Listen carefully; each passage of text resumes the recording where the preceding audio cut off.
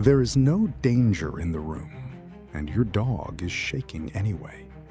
The windows are locked, the walls are solid, the roof isn't going anywhere, and none of that matters, because somewhere behind the trembling and the panting and the frantic scramble under the bed, a much older alarm has gone off. One that has nothing to do with the storm outside and everything to do with the storm your ancestors' storms used to bring. Safety and terror, shelter and instinct, sitting in the same small body at the same time. And that's the part that should stop you for a second. Your pet isn't overreacting, it's remembering. For years, we called it just a quirk, a weird sensitivity, something to laugh about until the next roll of thunder sent the dog flying under the couch again. But look closer at what's actually happening in that moment, and it stops looking random. The panting, the drooling, the pacing, the desperate need. To understand why, you have to imagine a world where a sudden, booming, unpredictable noise almost never meant nothing. Tens of thousands of years ago, the ancestors of your dog lived in a landscape where a loud crack could mean a falling tree about to crush a den, a landslide starting above a valley, or a rival predator announcing its size with a roar built to be heard for miles. The animals that froze, fled, or hid at the very first hint of that sound were the ones who lived long enough to pass that reflex on. The ones that shrugged it off usually didn't get a second chance. If you enjoy discovering the wild animals still living inside the pets we think we know so well, stick around, because almost none of this fear was invented by your dog. It was inherited. That ancient reflex didn't need thunder specifically.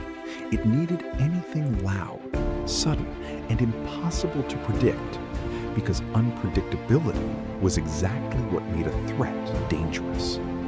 Over thousands of generations, that response got wired deeper and deeper until it stopped being a decision and became something closer to a reflex arc, a shortcut straight from ears to fear, skipping the part of the brain that might otherwise reason its way.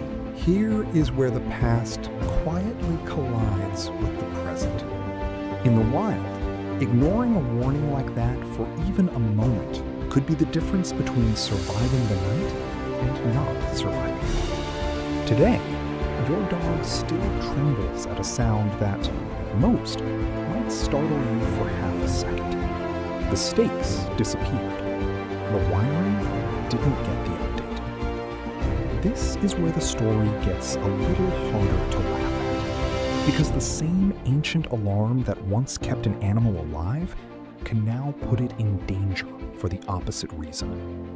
Every year, dogs bolt through screen doors, leap fences, or chew through crates trying to escape a storm or a burst of fireworks, and some of them never make it home.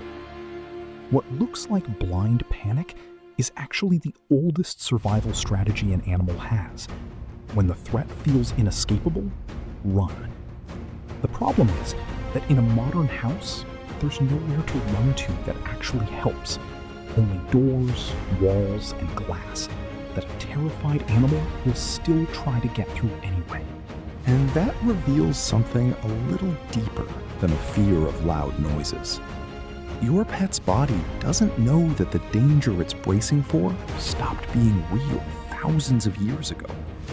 It's still preparing for a threat with teeth, still trying to escape a storm that could bury a den, still running a script written for a world that no longer exists. In a strange way, that makes even the softest, most protected pet a kind of living time capsule, carrying around an emergency response built for stakes it will never actually face again. So the next time thunder rolls in and your dog presses itself against your leg, or your cat disappears into the back of a closet before you've even heard the first sound, don't just see a scared animal. For a moment, you're watching a body respond to something written into it long before house or leash or thunder blanket ever existed. It isn't choosing to be afraid. It's running the only emergency plan its ancestors ever had. The same one that once meant the difference between living through the night and not. And maybe that's the part that stays with you after the storm passes and the shaking finally stops. The calmest, most comfortable creature in your home is still, in its own trembling way, bracing for a danger that stopped being real a very long time ago. Still afraid, still safe.